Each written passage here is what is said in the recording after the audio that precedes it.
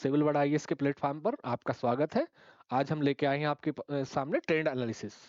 UPSC ने पिछले वर्षों में आर्थिक अर्थव्यवस्था से संबंधित क्या क्या प्रश्न पूछे गए हैं वो मैं आपको दिखाऊंगा, कितने प्रश्न पूछे गए हैं और किस चैप्टर से ज्यादा आया है और किस चैप्टर से कम आया है, जिससे कि आप अपनी वरीयता तय कर सके, फोकस तय कर सके कहाँ हम लोगों ने ज्यादा काम करना है और कहाँ कम करना है। ठीक है, चलिए लेके चलते हैं हम आपको।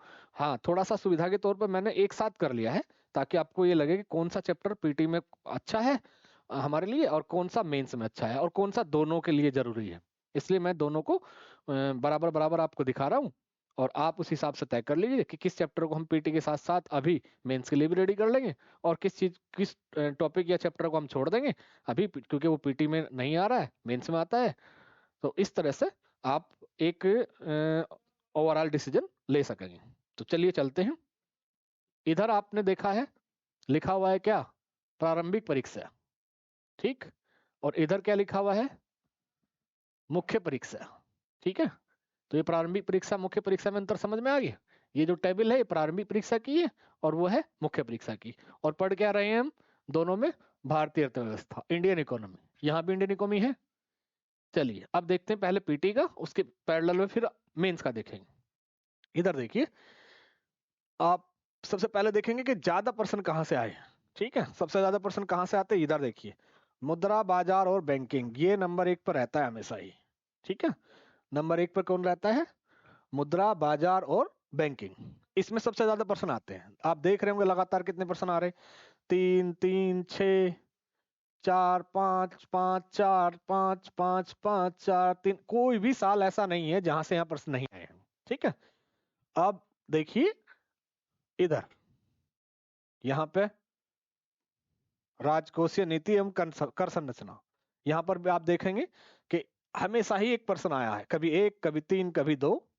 तो दो टॉपिक आपको निकले। तीसरा देखिए, इधर नजर मारी कृषि क्षेत्र पे, इसको गोल करिए।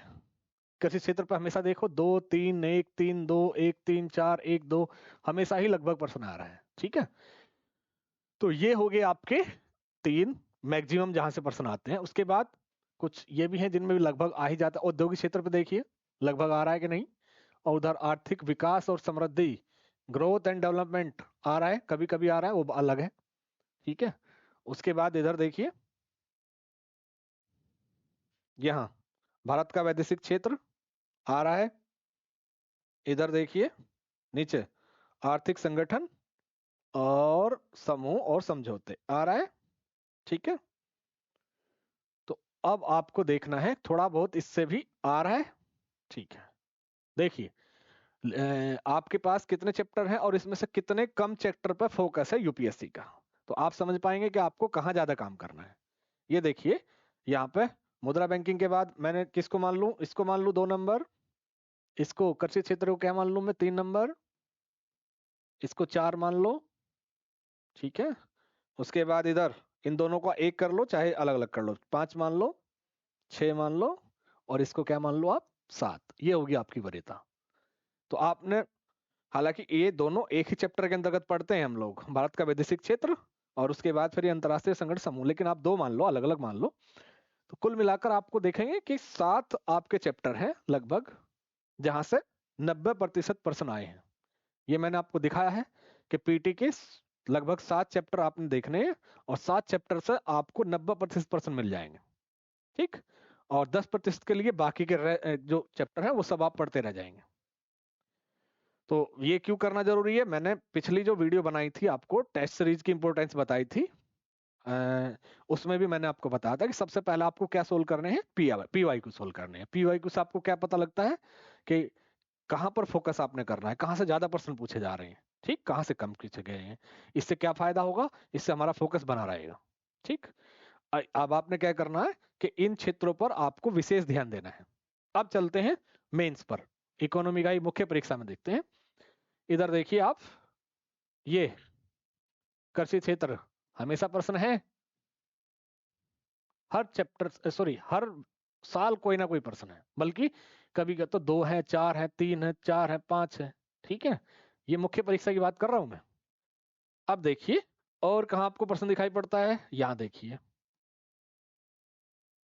यहाँ प्रश्न दिखाई पड़ रहा, 1 नंबर ये था, 2 नंबर ये था। अब देखिए ज्यादातर प्रश्न हमेशा आ रहा है, और उसके बाद देखिए कहाँ थोड़ा सा भी रेगुलर आ रहा है। कहाँ आ रहा है, यहाँ देखिए ये 3 नंबर दे देते हैं। बाकी इधर कभी आ रहा है कभी नहीं आ रहा है, इधर कभी आ रहा है कभी नहीं आ रहा है। ठीक है, तो कुल मिलाकर 3 चैप्टर मुख्य फोकस में है, बाकी सबसे क्या आ रहा है, कभी आ रहा है कभी नहीं आ रहा है। ठीक, हालांकि यूपीएससी किस चैप्टर से कब प्रश्न बना दे ये अनिश्चित होता है, और कभी भी वो आपको सरप्राइज कर सकता है। कई बार वो प्रश्न एक ही चैप्टर से ज्यादा पूछ देगा, कई बार उस चैप्टर से पूछ देगा जिस चैप्टर से कभी नहीं पूछता था। ये वो कभी कभी करता है, उससे हमेशा सावधान रहना। लेकिन फिर भी एक रणनीति आपको जो बनानी है, उसमें सहायता के लिए मैंने ये ट्रेंड एनालिसिस किया है। ठीक, छोड़ना कोई भी चैप्टर नहीं है, लेकिन आपने क्या करना है कि फोकस हमेशा बनाए रखना कि जहां से वो ज्यादा पूछता है हम उसको ज्यादा अच्छी तरह से तैयार करेंगे।